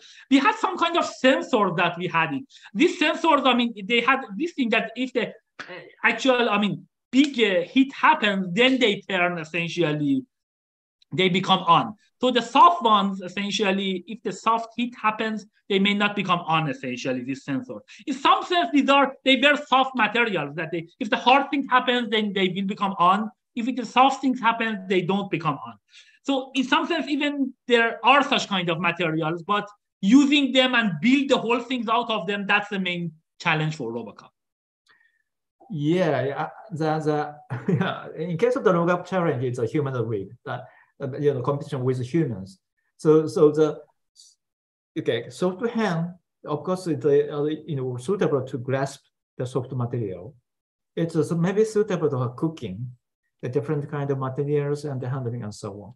But my intention is much more that the soft material is just touching with people.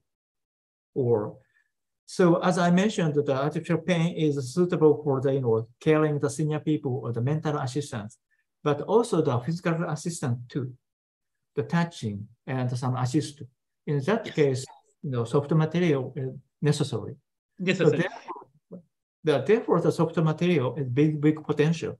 At this moment, it's not so developed yet, but now it's soft material and soft actuations, both it's very, very necessary to caring the senior people or caring or interacting with people. Because people is a soft hand, the soft material, and so on. Great. So let me ask you one other question. So I remember like back in 2000, we were actually building these robots ourselves. I remember that we got the CPUs, we built actually, I mean, we had some people from mechanical engineering that they built this one from, I mean, some kind of plastic type of things. And they were building the robots and we will put the robots. But at that time, even there were some teams that they were buying the robots from some big companies.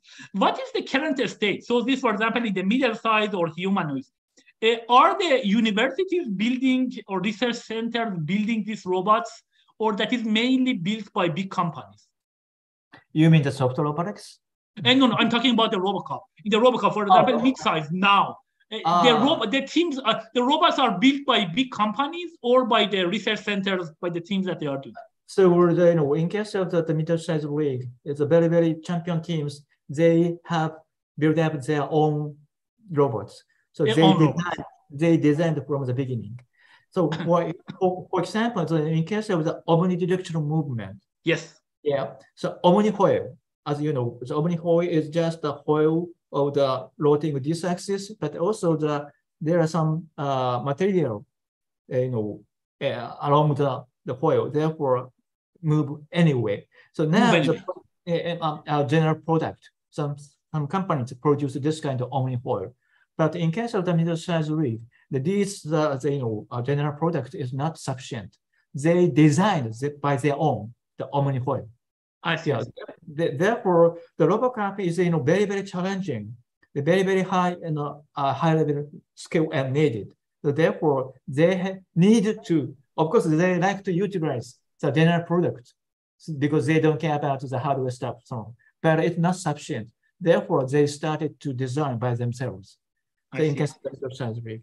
And also, in case of the middle-sized rig, so omnidirectional moving system, there are 3 wheels, or mainly 3 wheels, but the team from the Eindhoven, they designed 8 wheels. It's much more stable, but much more difficult to control. But they design, yeah. So therefore, one of the issues is that, so of course, applying some general product to the robot, it's much easier way. But yeah, exactly. Easy broken. Yeah, so that's actually a good thing that I think, because at that time we designed, and I remember even the wheels, the way that they are moving, all of them are designed by us.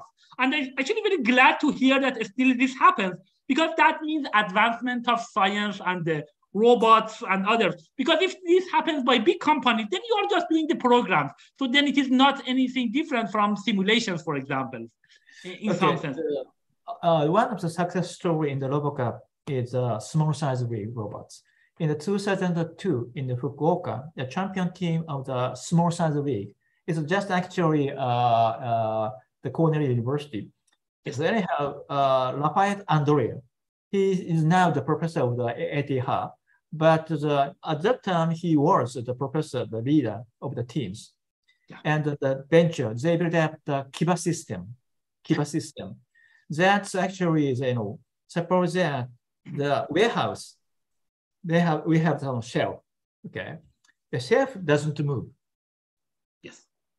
Or not. So they move the shelf based on the small size robots, the technology of the mobile robot. So that, were absorbed by the Amazon. Amazon Robotics. Yes. So that's one of the very, very success story from the Robocup to industry. Okay. From industry to the Robocup is Amazon challenge. So once the shelf is moving, another challenge is the pickup. Yes, the pickup. So they had the pickup challenge 3 times. 2005 by their own, 2016 in Germany, and 2017 in Japan, Nagoya. Yeah. And they stopped. But anyhow, so industry come to the Robocup. Yeah. And also now the Pepper, the Aldebaran, or the SoftBank robots is now the standard platform of the Robocup. And the Toyota HSR, human support robot, is also the standard platform of the Robocup at home. So that's the industry comes to the Robocup. So therefore, strong communication, the industry and the Robocup. Great. And so what about the humanoid? The humanoid also built by companies or by people? Okay, so same story prior to the same story of the middle-sized rig. So some team of the German team build up some platform for the parts of the humanoid. They design. We supported. The Robocup Federation supported some, their development, and they built up some the robots and some units. So where the other teams can apply this one. So therefore, again, so Robocuppers, Robocuppers designed by their own, and we suppose that these parts also can be applied to the industry. Yeah, exactly. I think that's it. I mean, yeah, as I mentioned, I really enjoyed this one. That's one of the best times in my life. I spent like 1 year, essentially, the whole thing, as I mentioned, in the library of Sharif University. I was there, and I was just days and nights, essentially. We were sleeping in the same field that the robots were there, essentially, such that they work. And that's like amazing things that this kind of progress happening. So, and one other question, what about the other things, like other things like volleyball, basketball? Are there some kind of things, or the motivation to create robots that they can play volleyball or basketball? Okay, and also another very good question. From the beginning, at the beginning, we're thinking about all kinds of sports. Yes. Actually, I love fun of the baseball. I love the baseball. Okay, the baseball, the soccer, the volleyball, the basketball, and the football. And for swimming, I think for swimming something happened. There are the robots that they can swim now. Mm-hmm. Okay, so anyhow, let me explain. In case of the baseball, rule is so complicated. You know, real judge sometimes misjudge. So therefore, it's just so complicated. And so, for example, volleyball or our basketball, the hand manipulation, very, very important.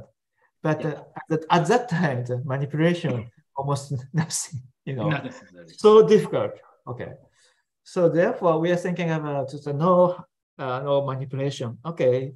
And the football is also most popular around the world. Yes. The reason is the same. Rule is very simple. Yes. You know, just the ball is the shoot to the goal, and then I get a win. Suppose that alien come to the Earth, watch the game. Okay. Yeah. Oh, what's the rule? The ball is shot to the goal. Oh, the baby ball. That's great, actually. Yeah. Very, very easy. That's the same reason. So the many people easy to understand the rule, and that's the reason why soccer, football is much popular around the world. And then we try to apply. So 11 to 11 game, of course, so difficult. But at the beginning, one player, just one robot, kick a ball to the shoot. Oh, it's like a soccer, something. Yes. That's actually we started the reinforcement learning to this robot, something. Therefore, that's the reason. Now, of course, we try to apply, but still, manipulation is so difficult. And other, the other sports is so difficult. Of course, football, soccer is not so easy, but still easy to start. Yeah, exactly. I think there is something about soccer, I think, that you mentioned, that this is some kind of induction, in a sense that you can start even with you can make it very incremental. As you mentioned, it can be a start with just one player just shooting something to the goal. That's exactly the thing. Or you want to have a goalie. That's actually the one that we trained, the goalie. I was shooting actually to the ball toward the goalie, and the goalie actually go and get it essentially. That's a very simple things. And very exciting as well. So you can actually start with that and make it like incrementally. You can actually make it more complicated. I think that's a very nice things about the like soccer versus other things. Great. So I think let's also you mentioned about you mentioned that currently you are retired and you don't have any PhD students. So can you mention a little bit about the PhD studies like in Japan, especially robotics? How many students do you had it like at the peak? Like and so what was the Your question is how many PhD students candidates in Japan in the robotics? No, how many students you had it? PhD students. Okay. Almost 20 or 30, maybe. 20, 30 graduated, correct? Yes. Okay. So many of them graduated from my Osaka University and get a PhD in my laboratory, or others comes from the outside, or the foreign students from the Korea or China, and enter the master course 2 years. And the graduate, or sometimes 5 years full course at the PhD, or sometimes enter to the PhD course from the beginning. Yeah. So how many years generally does it take to get a PhD?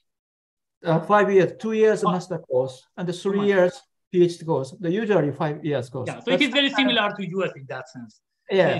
But sometimes in world the student can skip 1 year and enter the PhD and skip 1 year or something. So sometimes 4 years or 3 years, very smart way. But usually we have 5 years. But the different thing is that even though in the 2 years master course students, they should submit the thesis. But in the case of the US, maybe only the credit of something in the master course, and the PhD only the thesis. But in the case of Japan, so we have the master course students submitted their thesis. Yeah. Actually, in US, you can also have the thesis. Less, Not too many people are doing that, but you can actually have the master with thesis. I had some students that actually for the master they have that thesis, but not lots of people don't do that. So do you have any good? I mean, do you want to have any stories from when you were a PhD student with your advisor, or any? I mean, good advice you as a advisor to your PhD students that you want to mention?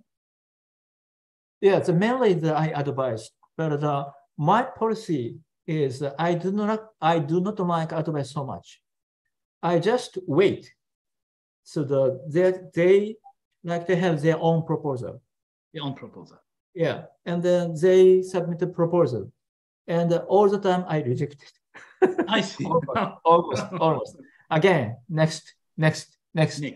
Because at the beginning they submit a proposal. It's a very not so mature yet. Yeah. Therefore, I advise a little bit, not so much. I don't like to be advised myself. Therefore, I do not like advice so much to the. So you are the president of this baby studies there. You are behaving the same thing. Like the babies, they are doing that. Nobody. I mean, I mentioned actually. I try to teach my baby actually how she can goes down through the stairs. Going up is easy, but going down is actually not that easy. So that's the same thing. So, but I mean, she may not learn. She needs to try and fail, and then she maybe falls a few times and then learns essentially. So you do the same thing. Yeah, therefore normally 5 years, but my student more 6 years. 6 years. Yeah, often. So the average maybe 6 years. So was it the case with your advisor? What about your own advisor when you got your PhD? How was there? My own advisor was a very famous professor of the computer vision. Yeah. Yeah. And then how was his? The way to advise me is very similar to one. So he didn't talk me. He didn't talk me so much. It's just mentioned some hint, all the time hint. And many times he rejected my proposal. Not yet. No. And then I modified. And then during this process, it's a real process of the PhD course. I support, because think about by yourself, not so much about advice too much. So think about by yourself. That's the real course of the PhD course. Think about by yourself. Yeah, I completely agree. I will mention essentially that's the thing. So if a student, I mentioned to my students that when they graduate, it is like essentially a person that in some sense it's like a baby that stands and say that actually I know this field even better than my advisor. I said that if you get a PhD and when in that field your advisor is better than you, it means that you didn't actually earn that much. You should be better than your advisor in that case. That's the thing that you really learn, that you have something to say essentially in the world about this area. That's all the time I mentioned to my PhD students. Yeah. Please, more than myself. Exactly. Yeah. I think that's an important thing. So good. So that I think. So how many? Do you want to say a little bit about your family? How many children do you have? And I mean, what do they do? Or do they do robotics as well? Your children. So what's the question? Sorry. So do you have children? Yeah, of course. Yeah. Do they do computer science or vision or robotics or no? Actually, okay. I had two sons. But my younger son passed away last year. Oh, I see. So very sad to hear. Yeah, because he passed away last year after the 4 or 5 years care of the cancer. Oh, I see. Yeah, it was found at the stage 4. So therefore, that stage 4 is very hard. I mean, that's a very hard one, unfortunately. But actually, my younger son, he graduated the University College of the United States. I see. So design, art center of the design in the California, very close to the Caltech. I see. He graduated and entered Mattel. It's a toy company. Yeah. And the design of the model car. Oh, design model car. Yeah, he designed so many design model cars, but unfortunately he passed away. I see. He's like an artist. He's a designer or artist. This is my younger son. Yeah. My older son is he's working in the NHK. It's a broadcasting company. Yeah. And the producer of the news programs. So it's a different way. One guy is the artist and the mass communication, not the computer science, not the robotics. Yeah, yeah, okay. But anyway, so let me explain. So unfortunately, my youngest son passed away last year, but my family, whole family, my wife, my sons were my sensors. That means, I focus on the research all the time. I stayed at my office almost every time. But they have the sensors of the outside, the movies, stories, and the books, and so on. And we share. And these issues stimulate my own head. So my family is a kind of sensors, my own sensors. Okay. To get the word, essentially, understand better the word. Therefore, I really appreciate my family members. Yeah, especially my younger son. We talked about the cars all the time. Yeah, yes, but the cars, some sort of the robots, right? Yeah. Therefore, I suppose maybe my younger son was so motivated to the design of the cars. So all the time we discussed about not simply the technical issues, but some appearance of the car itself. Yeah. And I think I completely understand, like as a father, I mean, you lose a son or a daughter, actually, its child is a very heavy things, essentially. And unfortunately, these are some of the things that I think these are some of this that we are hearing in Iran, that a very young student, essentially, or children are killed, essentially. And it is very bad. That's the thing that I mentioned at the beginning of this live. Great. So let me, good. So that's the thing, I think, let me see. Good. So do you want to say a little bit also about robotics and virtual reality? What do you see between these? Oh, yeah, I see.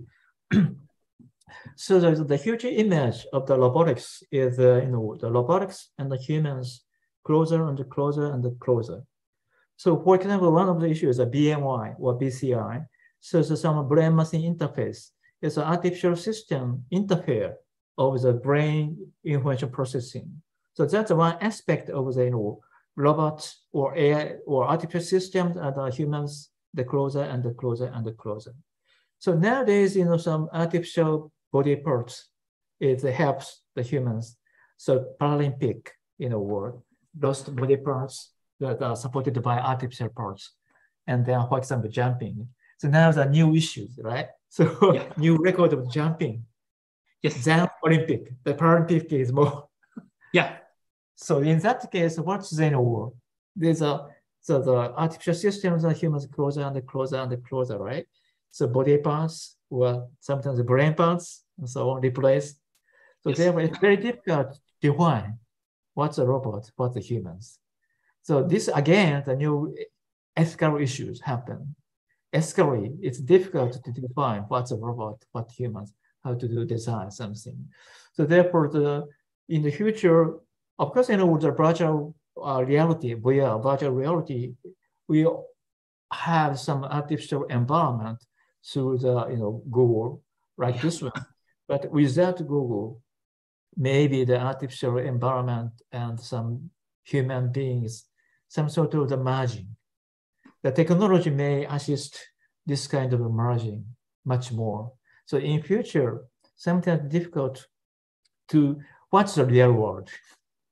We separate that real world with the real things, real physical contact and something. But in future, real world, the virtual world, no boundary, almost. Very difficult to discriminate. So therefore, the way to think about the things may be different. Of course, for example, our age and with the younger generation. In the younger generation, from the beginning, they have iPhone or computers from the beginning. So therefore, the way to think about it is quite different. So especially the mobile phone changes our way to think or our way to behave. So the young generation from the beginning, they have. So the real communication, I suppose real communication is not this Zoom, but some real physical in person. Exactly. Yeah. But for the younger generation, real communication like this one, or through the net, or Zoom, it's much more. So in that case, how to perceive the person may be different from us. Yeah, therefore already happened. So therefore, the artificial system and the humans closer and closer and closer. Exactly. That's, I think in some sense that was the thing that I mentioned, that maybe 100 years from now they can essentially scan my brain and they put it in a robot, and these are like, is it me or the robot? Because who knows, essentially the combination of me and robot that continues after that. Yeah, this is like therefore definition of the humans, definition of the self, definition of the others may be different. Yeah, and sometimes also the definition of reality also changed. What is the reality? Virtual reality becomes actually reality itself, and things. Great. So, any other part of research that you want to talk about? I mean, that we didn't mention? Of course, I have already mentioned my own research, not so deep yet, but actually almost. So, okay, one thing is that in the cognitive development robotics, we focus on the computer simulation, real robot experiment, neuroscience stuff, cognitive science, data science, and so on. But now, after my big project, I have another project with neuroscientists and imaging study. Yeah. That's very interesting result, not directly related to the robotics, but one of the issues is that, so they have the functional MRI as a brain imaging to the school kids, elementary school, junior high school, and the university students. Three generations. And two kinds of the task. One is the human face recognition. That's very easy. This is my face, this is another one. This is my face, this is one task. Another task was a motor control, movement control. Yes. Okay. The two kinds of tasks. In case of the human face recognition, and also the motor movement control, elementary school, junior high school, and the university students, performance is not so different. Not so different, it's okay. But brain region is different. It means that, so watch the face and recognize the face, myself and others. In case of the elementary school, junior high school, and the university school, different brain means that a different way to perceive. Also the motor control, too. So it means that depending on the age, so still the brain changing, develop all the time. So therefore, in case of the robots, if we specify the task, maybe we super tune to the task. But in case of the human, or in case of the robot, we should think about a more general task, more, not only the specific one, more general purpose one. So in that case, maybe we have designed the capability of the brain, adaptive, to not only the body, but also the environment itself. That's my lesson from the neuroscience. Great. So that's great. And have you been involved in any startup or working with any companies? I remember actually, I mean, back in 2000, lots of this robotics, comes from Japan, and Japan was the world of robotics. Maybe now I will hear more in US, like Boston Robotics or other things. I don't know whether because I'm in US I hear more, but do you think that this is in general whether robotics in Japan maybe didn't advance that much, or also any industry experience or anything? Yeah. Okay, so probably I have my own old version of the way to think about the research. So unfortunately, I stay all the time at the university, the research, not industry. Only the commission with the industry is I was an advisor of some companies. I advise to some technical issues, not only the technical issues, but also the philosophy, how to reach the issues, something. So my point is much more philosophical issues. But anyhow, companies were very happy with me because not only the technical issues, but also the how to live a life. Yes. Okay, so my own, I have no experience with companies inside the industry, but I have many friends, of course, and the conversation and so on. So therefore, I don't think I'm not so, how to say, worse or less capability by not having the experience in industry. But I think my way is that think about the deeply is maybe I can imagine what's happened in the industry. But anyhow, I believe that when I was young, I suppose that when I got the industry, I cannot do my own research. That's my belief.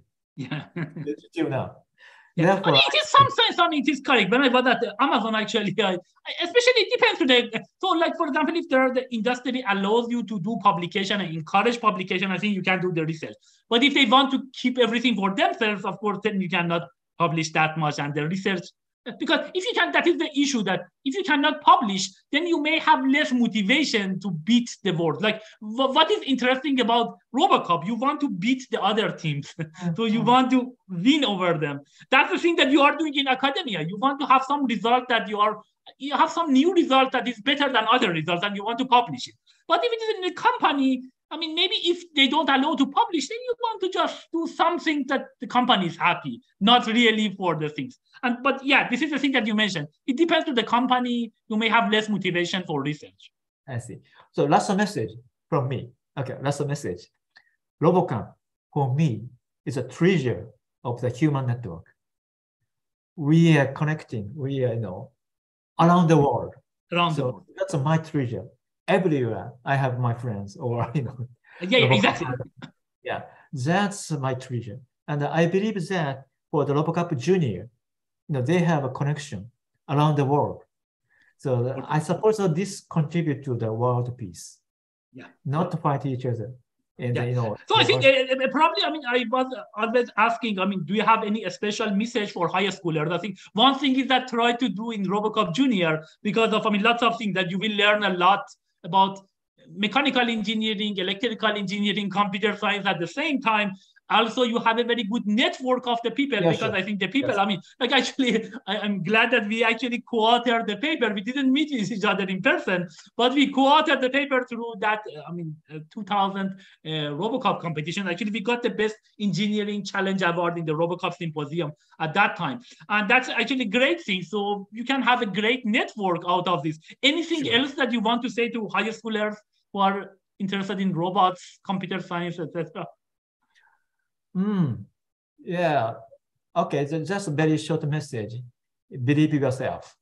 Believe in yourself. Yeah. I like the things that actually we heard this one from lots of other people. That's the thing, that if you believe, then you can do that. And of course, this is like if you want more technical one, I think this Robocop Junior is a good one to go and by the way, all these Robocups that we taught, I think there are lots of videos on YouTube that you can go, you can see the latest version. I didn't want to show something here because you can see it and like the YouTube and others. I wanted to just talk with the founder of these great competitions and get the vision from him than just going through showing some.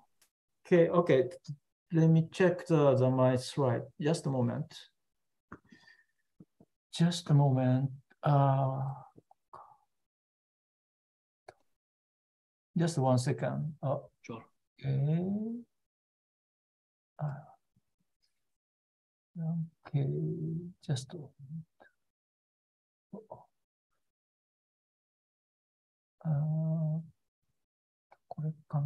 Just wait.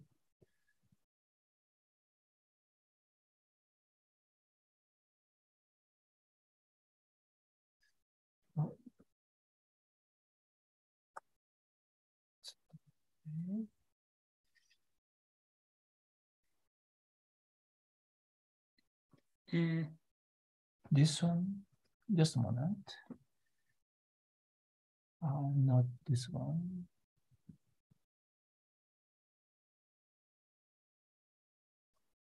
Okay. Wow. So do you want to show something? Yes, because the latest Robocup. I see, the latest Robocup. Yeah, it was held in the Bangkok. Yeah. Just a moment. Sorry, just 1 second. No. Okay.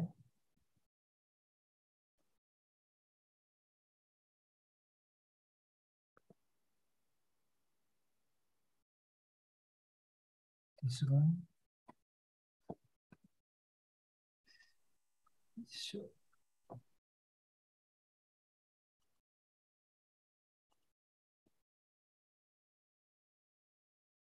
Okay, this one, just a moment.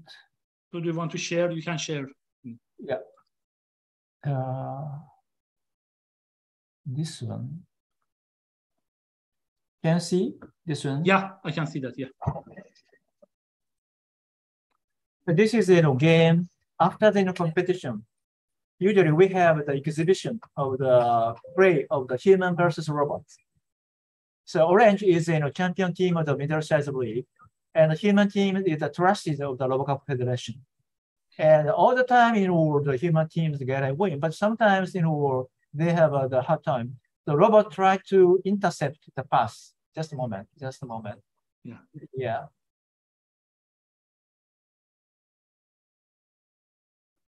Okay, and then intercept the ball and then passing. Yeah, and that's great. shooting. And own goal. That was a great one, actually. Yeah, that's actually a very nice one. That's the interaction between these two things. Yes, Thanks actually for showing that. That's a very nice game. Yeah, that's a very nice game. Yeah, actually. Yeah. Yeah, so I think that was it. And again, I mean, the people I think can go and search in YouTube. They will find lots of other videos, especially high schoolers or others. I mean, I enjoy actually watching that. I think some of the videos from my team is there, and even after 22 years, when I go and watch it, I really enjoy it. I think that's an interesting thing. Great. So I think if there is do you have any other last thing that you want to say? You want to thank anyone or anything? Everything. Okay. Yeah. Okay. So I think that was a great thing. I think we had Professor Minoru Asada as one of the co-founders of this great Robocup competitions, and I think it was a great vision that we heard from you about the Robocup. And in general, robotics. And I think that's a great thing. Again, I will just mention the last things about the bad thing that happened in Iran, and hope that, I mean, this stops bad news from Iran. And especially I was in Sharif University, and hearing that something happens to Sharif University that I mentioned, that I was essentially had my life for 1 year in the university, that was a very bad news for me. But yeah, it was a great thing to have you, and I think the vision was very, it was very actually instructive for me, and I hope that others also learned about it. And hopefully we may talk later, I mean, on some other things. But other than that, thank you a lot, and thanks to the audience. And thank you so much. Mainly focused on the Robocop 2000. Yeah. Okay. That sounds great. Essentially, bye for now. Bye.